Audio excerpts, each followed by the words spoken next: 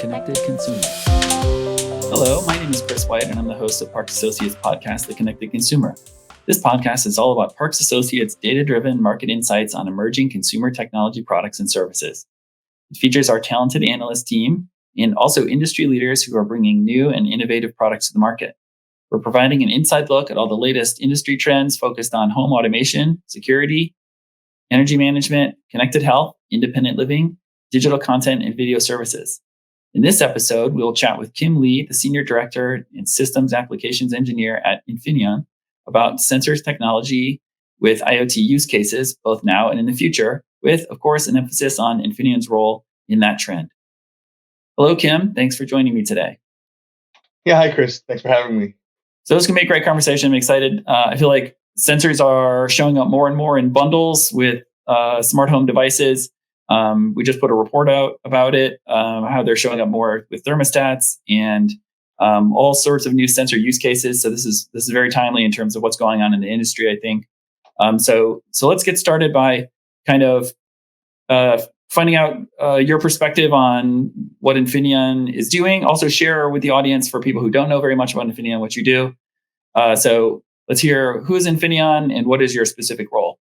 Yeah, so Infineon Technologies is a solution provider for electronics. We work in all sorts of the markets, such as automotive, consumer, industrial.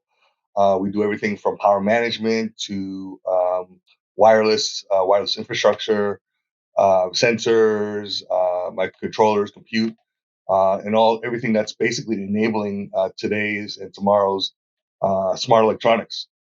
So we're a global company. We're a German-based company that it's working with our major consumer and automotive and industrial companies to enable them to the next generation of their products. My role there is basically, as an applications engineer, is enabling our customers, working to solve their problems. They come to us with a problem, and we provide a solution based on our products, our know-how. And as system level engineers and product engineers, we are providing them a quick time to market solution with reference designs, with tools that we have, with support and technical know-how that we can fast track them to success. That's great. That's a good summary. And I would also note that we've had a couple other Infineon people on the pod before talking about some of the things that you guys do really well. Something that sticks in my mind is the energy efficiency piece. So the components that are in a lot of devices that people might or might not realize are sort of powered by Infineon inside include powerful, chipsets and analytics tools that are energy efficient. So it allows for larger, more useful, more powerful applications there. So all right, so we're going to talk about today how sensors are playing in that and where Infineon is in sensors. But sensors is a really broad term. When I came on at Parks, I was surprised to find out how broadly things are included. So I wanted to make sure we hear what your definition of a sensor is. And so we're kind of on the same page with the audience. So from your perspective inside, what do you think of a sensor? What are the different types of categories for sensors? Yeah, so sensors is basically, as simply just by the word itself, it senses its surroundings, senses what's around it, and senses the world. And specifically, when you're trying to enable electronics to be more intelligent, as we interact, me and you interact, and with other people we interact, we have our human senses, our eyes, our ears, our voice, and our touch. And in order to make machines that we interface, thermostats, smartphones, computers, laptops, these things more intelligent, they also have to have this very, very similar type of senses that we interact with, right? A keyboard, voice, a microphone, cameras, and this type of stuff. Where to make it more contextually aware as well as more intuitive and more intelligent as we interact with it. The sensors also need to be very uh, uh, um, smart. The sensors need to be smarter, but also how we use the sensors also have to be smarter as well. You, applying the right compute, applying the right technology to make it more interactive with us, to make it more convenient with us, not just in the consumer products, but automotive products as well. Making self-driving cars. That's a very good way of using Right. sensors. Very good example of using sensors to make it a self-driving car and make it so that it's convenient for us to interact with it and not have to worry about safety, basically.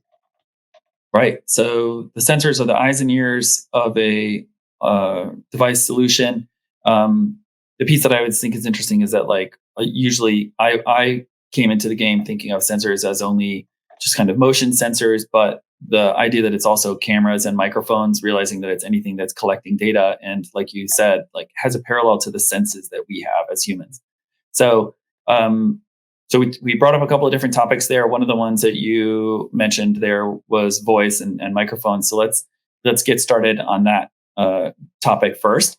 Can you talk a little bit about where voice technology is today in terms of what sensors are collecting and how they're being used? Yeah, so voice sensors right now are microphones. Very simply, MEMS microphones, something that's out in the industry right now. But what do we do with those microphones, and how do we collect the data, and what do we do with that data? In the last few years, we've used microphones as in smart speakers to enable cloud-based functions like the Amazon Alexa and these type of consumer gadgets that allow us to play music, get the weather, get today's news, and so forth.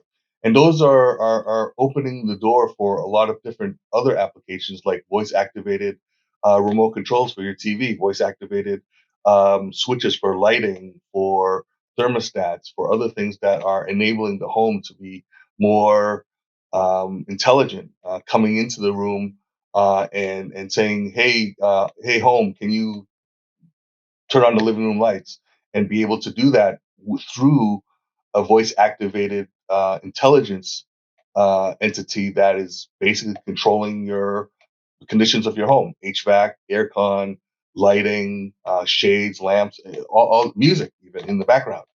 Those type of things are what we're seeing as convenience features for today's smart homes.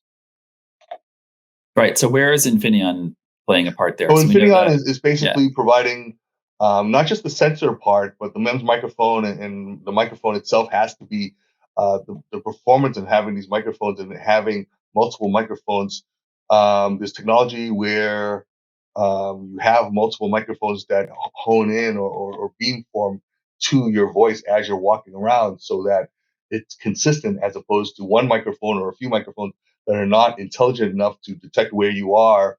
And then if you're on this part of the room, your voice sounds, certain, has a certain loudness, a certain decibel level.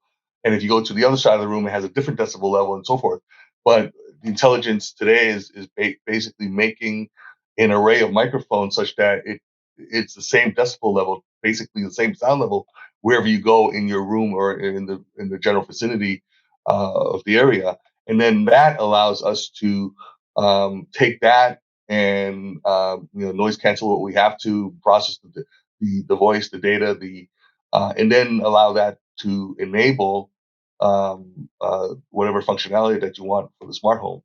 And the background electronics includes microcontrollers, sound DSPs, security encryption devices as well that we offer, that allow a connected Wi-Fi to be ultra secure, and so forth, as well as all the wireless connectivity solutions that we have as well. Yeah. So that's awesome. The idea of the microphone being more sophisticated in terms of where it understands you are in the room, I think is really exciting, and there is a lot of interesting use cases. And the way that I have kind of started to understand how that technology works is from how things like AirPods and other um, headphones that you wear that have microphones that are not a microphone on a stick that goes in front of your mouth, right? Mhm. So I was hoping, since we touched on it a little bit, can you describe beamforming a little bit, since it's a concept that you brought up there, just in case the audience hasn't been thinking about that too Yeah, much? basically, it's multiple microphones that are directed towards a sound, a voice. Basically, if we so typical headsets and AirPods that are that we buy today have multiple microphones that actually steer towards your voice, and even more sophisticated solutions for noise cancellation in the background is being adapted into these type of headsets.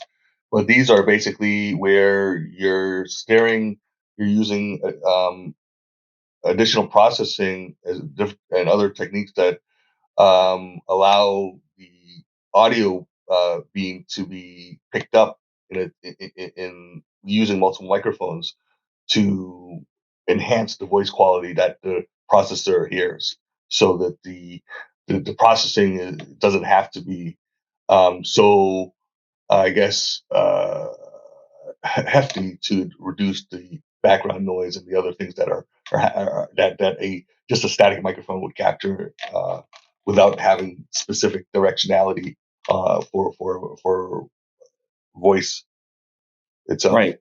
Yeah. So you're creating essentially like a mic array that, instead of surrounding you everywhere, you're able to do it from a single point, but you're still getting the effect of like what would be a wide array around an area. And that's super powerful if you can pull it Right, off. right. Right. Yeah, and then we're seeing this not just with smart homes and the speakers that we have, but security cameras as well, having a specific directionality on where the sound is coming from, identifying sound anomalies, sound occurrences. We see not just for home convenience, but also for safety in the rural or urban area where you hear specific anomalies like a gunshot or a cry for help or a car crash or something like that, that you can put in a area that will then signify, oh, I heard a car crash. Maybe I should turn on the camera to see what that's about and potentially call 911 directly. These are the type of Right. things that intelligent sound can be used to then activate another response, whether it's call 911 or activate lights or whatever the case is. Right. So you can take this new source of data that you're delivering in a more sophisticated manner to the processing element, in terms of, you talked about a security use case, but you also touched on for a second their entertainment use case. Do you want to Mhm. talk a little bit more about the entertainment use cases of understanding where somebody is in a room and things like that? Yeah, it's where somebody is in a room. It's also just understanding. We call it smart hearing, and as well as smart seeing. Being able to, for example, from an entertainment perspective, let's say a TV, and let's say if you're in a room that's not optimal for surround sound theater like um, experience in your house. Right. It happens to be a very narrow room that your TV is in the corner, so it's not optimal for the sound for this audio visual experience that you would normally get in a theater. One of the things that's being done now is to understand where people are in that room, understand the room itself as far as the dimensions and how where the let's say the flat screen is situated, and then from there being able to detect, okay, where is the person that's going to be viewing the screen situated, so we give them the best uh, audio visual experience. So audio beamforming, not just from detecting the speaker, but understanding where you are, so that the speakers themselves are also beamed towards the listener. So that also requires, let's say, continuously speaking to a sensor that's able to pick up your sound, so they can triangulate where you are in the room, but also introducing smart eyes, where um, understanding where you are in the room. If you don't speak, as you're moving around, tracking you in the room to say, okay, this person happens to be this far away at this angle and this far from from the flat screen, so that I can now optimize the audio and visual experience by um, beamforming the speakers, the output, the sound output to that person as they're in the. So it's instead of having seven speakers in your room, you can have one or two main speakers in the front where the flat screen is, and that nowadays you can kind of direct that so that you can have specific sounds that sound like you're really in the environment without having that 7.1 Right. Dolby stereo experience. Right. Yeah, I mean that's going to be so on a personal level. I'm excited about that because I have the thing where I have the fireplace in the center of my room Right, or right. my living room, and I really don't want to put the TV on it because I don't want to put nails into 100-year-old bricks. So I appreciate y'all helping me out with my TV in the corner. We all watch movies at home now, right? And the sound is such an important part of the enjoyment of it. Any way that we can deliver more of a theater experience is going to be a lot better for everyone. So that's really awesome. You also created a perfect segue there, which is very good pod. I appreciate you as a guest in talking about the visual component, the computer vision piece as well of presence detection, motion detection, and how that use cases can work. So let's transition from voice into talking about that. So your smart TV is also um, or maybe some other camera devices in the room are detecting where you are on the couch, working with the microphones to determine that. Can you talk a little bit about the camera as a sensor and how those use cases are kind of expanding today? Sure. Yeah. I mean, the camera is a great sensor where it's nowadays you're talking about having really high resolution, 4K like resolution in the cameras today, where it's capturing everything, and then you have intelligence that computer vision, which is basically open source, a lot of it open source software that allows the camera to identify objects, whether it's a person, whether it's a cat, a dog, car, whatever the case is, and that basically provides a lot of information so that the processing engine can deal with it and decide what to do with it. But there are cases where in your home, I know I'm like this where I don't want a lot of cameras in my home. I want the privacy. I don't want the cameras to be hacked and turned on. Just for sheer paranoia, I'd like to be able to just be able to have the Yeah. same type of experience with um, understanding where I am to give me those convenient functions of watching video where it's optimal and understanding where I am in the room. Or let's say if I took a fall in the bathroom and I can't get up, there's a sensor that detects me in the room taking a fall and then saying, "Hey, do you need help?" I mean, we call 911 if you're not getting up after a while. And this is where we have we have radar sensors that are basically millimeter wave frequency radar that basically um, detects emotion as well as presence. If you understand the emotion and understand the object that is being similar to a lensless camera, where you're able to detect a person that is moving around in the room, and if they have taken a fall or if they're just sitting idle somewhere on the sofa. This is something that we're enabling now that is a complement to a camera where it doesn't have the resolution of a camera, obviously, but has enough resolution and intelligence to determine whether or not it's a person versus another, let's say, object that is in the background that happens to be moving around, like a cleaning robot or something like that that's moving in the living room, and then be able to make decisions. Okay, I see a person, I'm tracking that person. The person sits down and is starting to watch TV.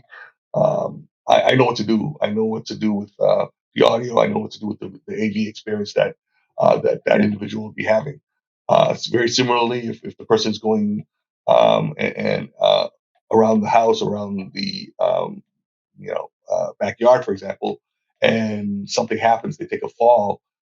There's intelligence within that sensing and processing to allow some responses to say, are you okay? Do I call 911? Those type of things Yeah. where a lensless camera will definitely help in providing a more intelligent and convenient uh, system for the home as well as for automotive as well as radar has been with automotive for collision avoidance for some time. That's a known technology that we deploy right now for a lot of self-driving cars, not just Right. the camera, but radar to complement that camera because radar is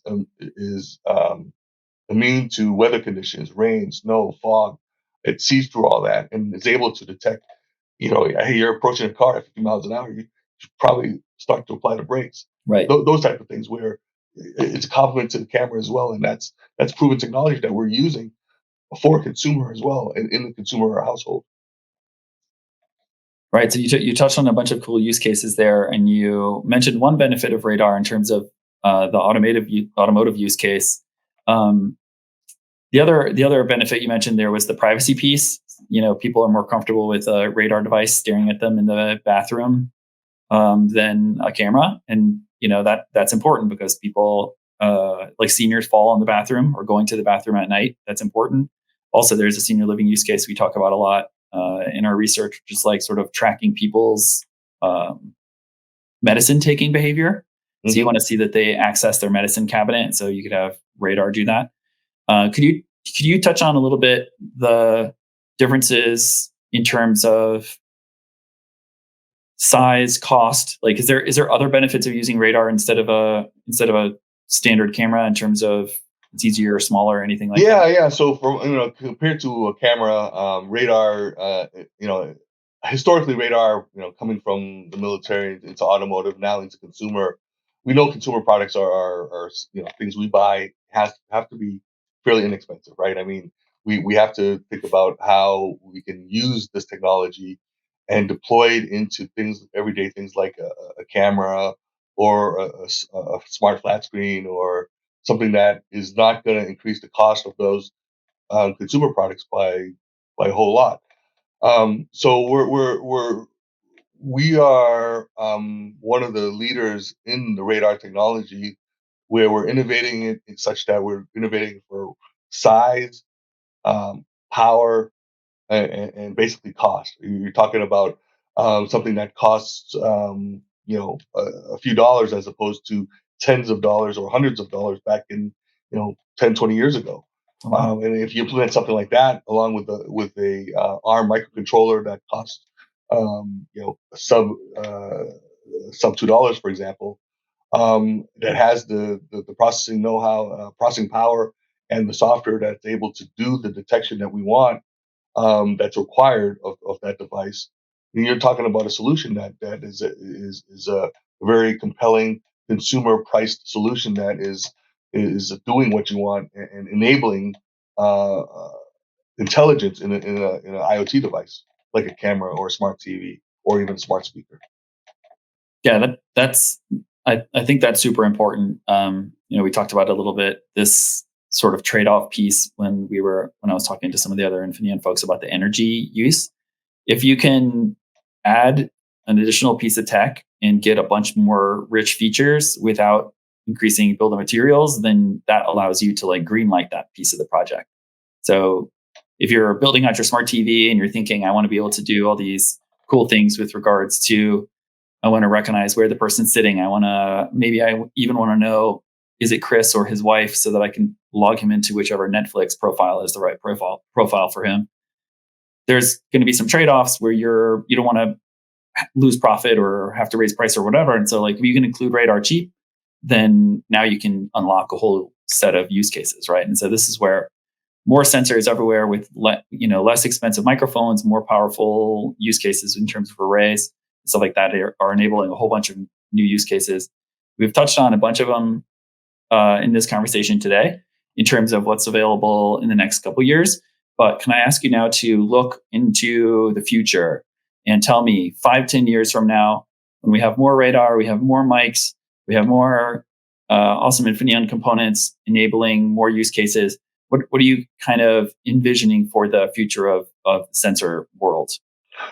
Yeah, so I mean, not just yeah. So with a lot of the sensors that we are seeing, the cutting edge sensors, cutting edge technology that are being enabled today, there's a lot of activity that we're doing also to not only get the next generation sensors in terms of smart touch, smart feel, smart eyes, but also fusing those together to make a different set of more intelligent experiences that can be enabled in consumer products and industrial products.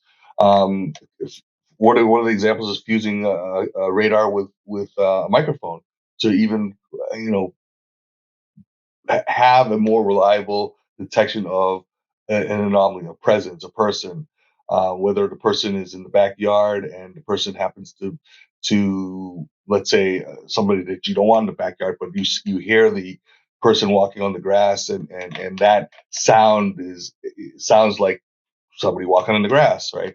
And that would then trigger, let's say, an event like a camera turning on to see, hey, I detect somebody in the backyard from the lensless camera, which is the radar that says, I see what looks like a person.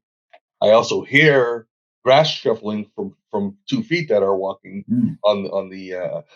Again, it provides a more reliable pickup sensing of something as opposed to just um, uh, one sensor itself.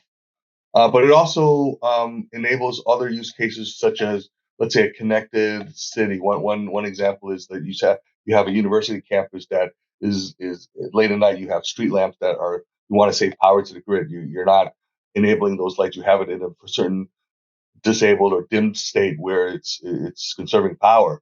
But as you see people that are walking from one um, section with one street lamp to the next section to the next section. It's kind of like that sci-fi TV show where Get Smart. As you walk into the corridor, the certain lamps turn on in this sector, and you go to the next sector. The right. next set of lamps turn on, and so forth. And it's enabling and it's communicating to those lights that hey, there's presence in the area. I'm going to turn on the lamp. I might want to turn on the microphone to make sure everything's okay. And it makes the whole campus safer and more aware of what's around. And those are the type of things that we see that's going on into metro areas tomorrow, enabling smarter lampposts that have more sensing technologies from hearing to seeing, as well as other things that it can do through wireless, um, talking wirelessly to a central point to enable something else that may be needed in the campus. Right. And that is a piece that we didn't 100% touch on, which is that radar is actually less info to be transmitting around. So that enables some longer distance and like you mentioned, more exterior use cases. So that sounds awesome. Smart campuses, smart cities, um, better I mean, autonomous one of the things cars. I did want to just touch upon is, I mean, radar compared to cameras, I mean, the amount of information that needs to be processed doesn't have to be as much as cameras. Obviously, cameras Right. get more resolution, 4K, but also the power consumption. You have a camera Mhm. that is once it's on, it's tens to hundreds of milliwatts of power, whereas a radar in sleep mode can be in the microwatts or even single digit milliwatts of power, depending on how much you want to capture when it's in a detection mode. Once it detects and is able to say, okay, I see a person. I want to maybe turn on the camera, turn on the SOC in the system. Then it triggers. Then it goes into a wake up where the power consumption for the whole system is then fully on to detect what you need to detect. So from a power conservation standpoint, I think radar sensors are very innovative in that respect, where it's saving the system a lot of power by intelligently waking up a system when it's necessary. Yeah, that's important too because changing batteries is a difficult task. Making sure everything is wired is a difficult task. So the more that you can extend the life of sensors in terms of their maintenance, that's really important. The ability to access like wireless power charging services. Like there's cool use cases coming down the line for devices that can be small and use small amounts of power, but still deliver a lot of great information and enable a lot of great use cases like we talked about today. Yeah, and So one nice thing about working with Infineon is that in our group, we have the sensor capabilities, but we also know how to put things to the cloud, and with the processing right, products we have, with the hardware encryption that we have, and the Wi-Fi VLE combo ICs that we have, solutions that we have, it's basically a one-stop shop where you can take sensor data to the cloud with Infineon products, Infineon solutions in a reference that enables the customers to market very quickly. And that's one of the things that we like to talk about as far as having this capability in one location that customers can rely on having a good quality reliable solution that's able to do what they want. right, and that's why you guys are great. So we've covered a lot of good content here today. As we wrap up, tell the audience how they can find out more about Infineon in terms of where you guys can be reached and any announcements you guys have coming up that people should be keeping an eye out for. Yeah, we actually have a sensor focused site within Infineon.com. If you do Infineon.com /VSE, V as in virtual, S as in sensor, E as in experience, VSE, Oh, cool. you'll get a page that basically has a lot of video content, just to give you examples of our sensor technologies, our capabilities, give you some ideas of what we're doing going forward in the world, and trying to make things greener, as well as digitalization in the world, and just basically enabling the world to be a smarter, smarter for us. Great. So that's where we can go and see Kim's genius on display on the /VSE site. We're going to also drop that link in the description. Kim, I want to thank you for everything you shared today. Also, I was just thinking about October Tech. Do you want to plug October Tech? Yeah, October Tech is a event that we have that basically showcases a lot of innovation and technology that we're coming up with. Nothing, some of it product related that we have already, that we're enabling more solutions with these products that exist already, but also cutting edge technology that we might want to show and say, hey, look, we have this cool stuff. We don't know what to do with it, but we have ideas what we want to do with it. But hey, how about uh, showing you what we have, and you guys can help provide some ideas of what we can do with it as well. So we make sure that we're on the right track in terms of what we're doing with our technology.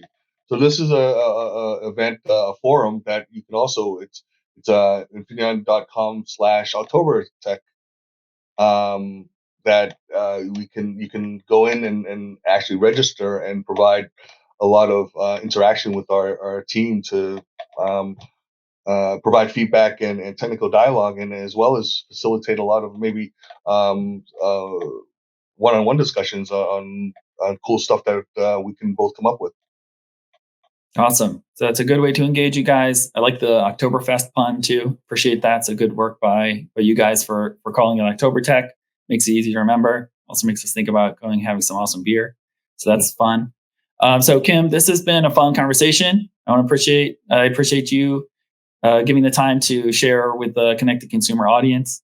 Um, as Kim mentioned, you can find out more on what Infineon is doing on infineon.com /VSE, and also see those links.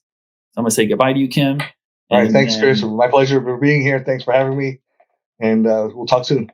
yeah, for Take care. sure. Thank you so much, Kim. And also, thank you everyone for listening. Please do like and subscribe on whatever medium you are using to consume this content. We appreciate that. Also, if you have any feedback, or if you want to learn more about our research at Parks Associates, we are a market research company, not just a cool podcast production company. So please check us out at Parks Associates on Twitter /X, whatever we're calling it, and also LinkedIn. Our owner has an awesome LinkedIn site where she shares a lot of our content. So check out Elizabeth Parks on LinkedIn, as well as the Parks Associates LinkedIn page. And of course, as we mentioned, check out Infineon.com for everything that our guest was talking about today, and all of the solutions that Infineon is providing to industry players. So with that, I want to say goodbye and thank you everyone for listening.